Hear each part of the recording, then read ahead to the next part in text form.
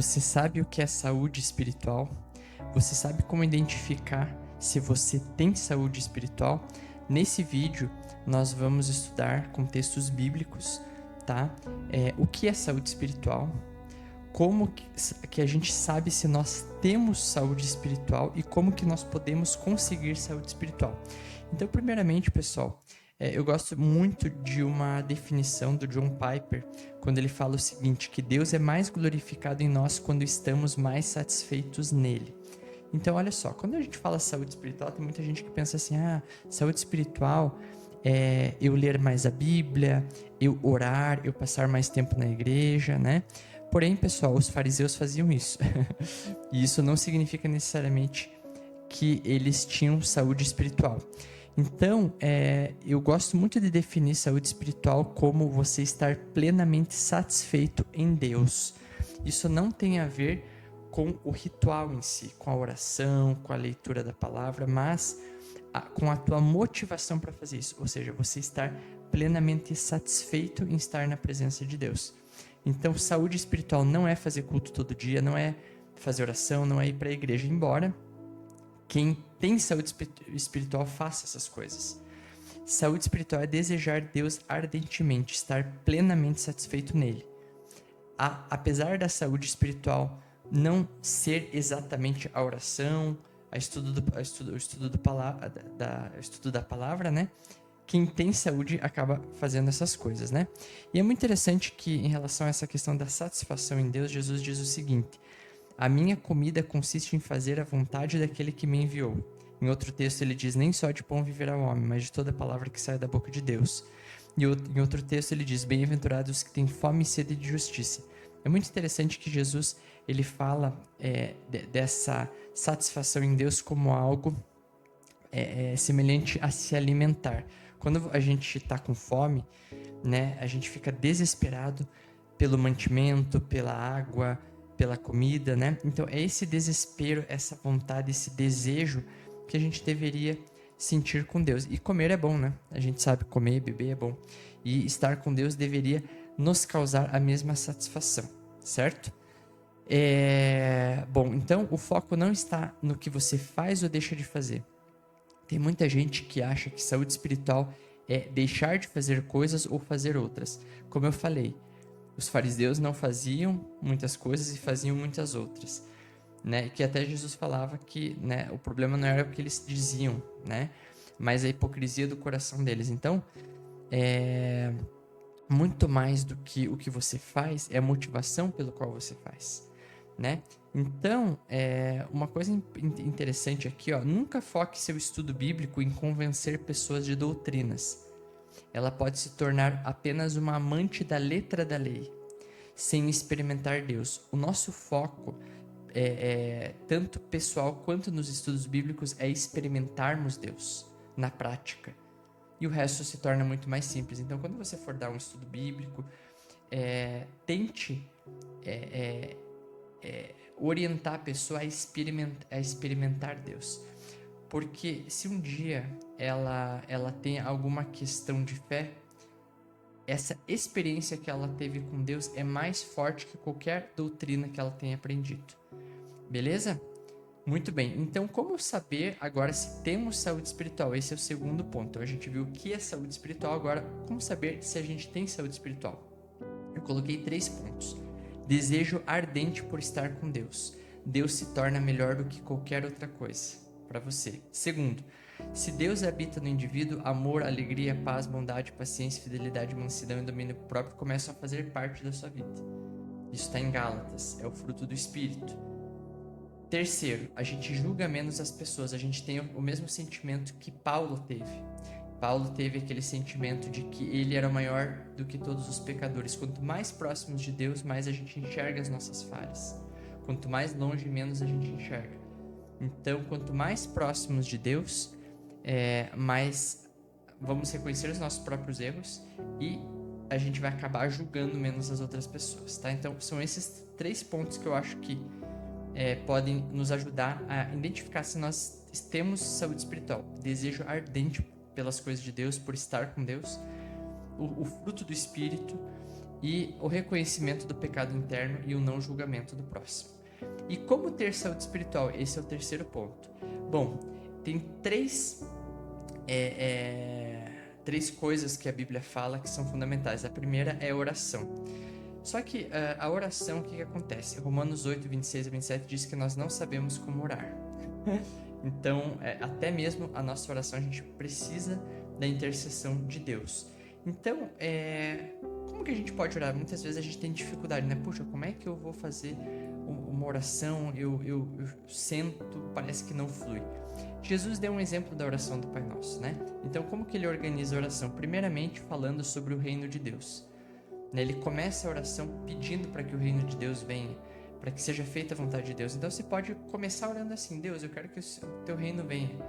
Né? Aonde que teu reino não chegou na minha vida, nos meus negócios? Será que eu estou tratando os meus clientes, os meus negócios com os teus princípios? Ou estou fazendo algo que não é da tua vontade? Será que com minha família, com minha esposa, com meus filhos? Né? Será que com o meu próximo, com o meu vizinho? Enfim. Então, é importante, nesse começo de oração, orar pela vontade de Deus e identificar aonde que, de repente, a gente poderia estar fazendo a vontade de Deus e não está fazendo. Segundo ponto, Jesus pede pelo pão nosso de cada dia. Muitas vezes a gente pede pelo pão meu de cada dia, né? Deus cuida da minha família, me ajuda a pagar as contas, mas é o pão nosso, né? Então, é você pensar nos outros. Um exercício muito bom é você fazer um caderninho de oração por pessoas que você sabe que têm necessidades emocionais e materiais. E aí, você pode tentar ajudar essas pessoas, ou se você não tiver condições, você pode tentar conectar essas pessoas a outras pessoas que, quem sabe, possam ajudá-la, né? Vamos lá. Terceiro ponto da oração do Pai Nosso: perdão, certo? Só que quando a gente pensa nos nossos pecados, por favor, você não vai pensar nos 10 mandamentos, né? Eu não matei, não roubei, não adulterei, então tô sem pecado hoje. Não. Você vai pensar no fruto do Espírito. É muito mais difícil, né? Domínio próprio, mansidão, bondade, fidelidade, pureza, né? Enfim, pense nos atributos mais difíceis daquilo que Deus pede na sua palavra. E você pode orar pelos 3 Is. Não sei se você conhece os 3 Is. São 3 pecados terríveis que a gente comete. E você pode orar para Deus ajudá-lo a vencer. Pecado da indiferença em relação ao teu próximo. Você não se preocupar com a salvação, com o bem-estar, com o cuidado do seu próximo. Além da indiferença, incredulidade, você não crer nas promessas de Deus, né? Você não crer que de fato Ele existe. Você fazer as coisas do teu jeito, né? E terceiro, imoralidade sexual. Com os nossos olhos, principalmente em questão de redes sociais, o respeito que a gente deve ter com o nosso cônjuge. Muito bem. E, por último, peça ajuda, né? Jesus fala pra gente perdoar o nosso inimigo, né? Então, peça ajuda para Deus perdoar, para você te ajudar a perdoar o seu inimigo. Quem que é teu inimigo? Pense principalmente em dias de eleição, né? Aqueles políticos que você odeia, ore por eles, faça essa experiência. Segundo ponto, tá? Oração, a gente conversou um pouco sobre oração. Estudo da palavra. A palavra é importante por quê? Porque pela palavra vem a fé, né? Então, a Bíblia diz que a nossa fé vem de ouvir a palavra de Deus. Então, para que a gente tenha fé, tenha uma espiritualidade saudável, a gente precisa da palavra. Você pode montar uma dupla missionária, por exemplo, com alguém mais experiente que você, se você nunca deu um estudo bíblico, né? Vocês podem se juntar para dar o estudo bíblico para alguém. Quando você for ler a Bíblia, evite ler textos isolados, tá? Tente pegar, por exemplo, vou pegar o livro de Romanos, tenta ler o livro inteiro. Fica muito mais rico quando você lê antes e depois. Tente associar o que você está lendo com o que vem antes, com o que vem depois. Fica mais fácil de você entender, sabe? Tente pegar livros que ajudam a você entender um livro específico da Bíblia do que aqueles, ao invés de pegar aqueles livros que você, você lê um monte de coisas, mas são tudo textos isolados. Então tenta pegar e se aprofundar em um livro. Isso é muito bom, tá? E quando você for ler, esqueça que você é adventista, católico, evangélico, enfim. tente ler sem pressupostos. Vão surgir várias dúvidas, talvez coloque em xeque algumas coisas que você acredita, coloque num caderninho as suas dúvidas para ir tirando ao longo do tempo. Tente ler com a mente limpa, sem pressupostos. E por último, o terceiro ponto, comunhão com Deus não é só oração e leitura da palavra, é também comunhão com o próximo. Jesus disse que quando ele voltasse, né, aquelas pessoas que seriam salvas são aquelas pessoas que deram de comer quando ele estava com fome, deram de beber quando ele estava com sede, visitaram ele quando ele estava preso, né? E ele diz, e os salvos vão dizer, mas Senhor, como assim? Não, quando vocês fizeram para uma pessoa, vocês estavam fazendo para mim. Então, você fazer o bem para alguém, você está em comunhão com Cristo. Jesus disse que aquele que não coloca em prática as palavras dele é como uma casa que tem sua fundação na areia.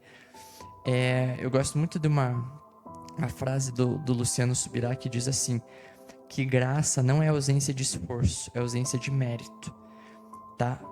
Nós que vivemos pela graça, Deus, ele pede uma resposta nossa. A fé, ela precisa atuar pelo amor, né? Então, se nós não colocamos em prática, né, a graça é uma graça barata, ela não está atuando, né? E ela atua de acordo com a nossa resposta humana. Então, nós precisamos não só ler e orar, a gente precisa colocar em prática, certo? E a Bíblia fala que negar o seu eu é uma das melhores formas de colocar em prática. Em Romanos 12, 1, verso 1 e 2, a Bíblia diz que a negação do nosso eu é o nosso sacrifício vivo a Deus. Ou seja, como que você cultua a Deus? O que é culto?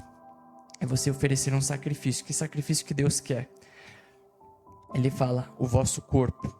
Então, quando nós sacrificamos os nossos desejos maus, quando nós negamos o nosso eu para que Deus reine, nós estamos sacrificando a nós mesmos. Estamos cultuando a Deus, oferecendo um culto a Ele, né? Então, Paulo tem vários textos, ele fala, esmurro o meu corpo, né? Enfim, tem um texto em Hebreus que fala que se a gente continua pecando voluntariamente, né? A gente não tem como permanecer na graça dessa forma, né?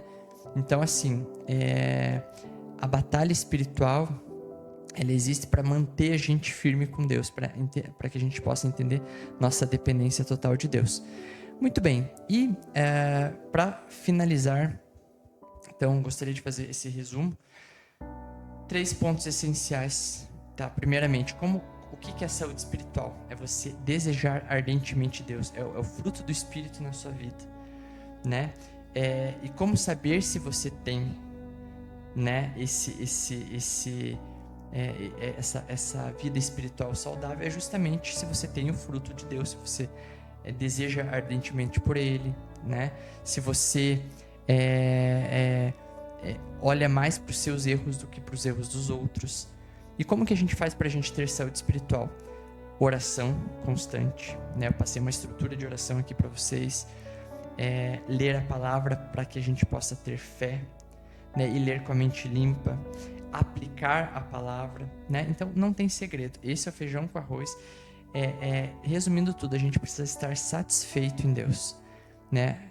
Enquanto a gente não estiver satisfeito em Deus, a gente vai buscar um monte de outras coisas e nunca vai ser feliz. Beleza, pessoal? Então deixem nos comentários aí se vocês como que vocês fazem, né, para vocês se sentirem mais próximos de Deus e qual que é a experiência de fé que vocês têm. Beleza? Até a próxima.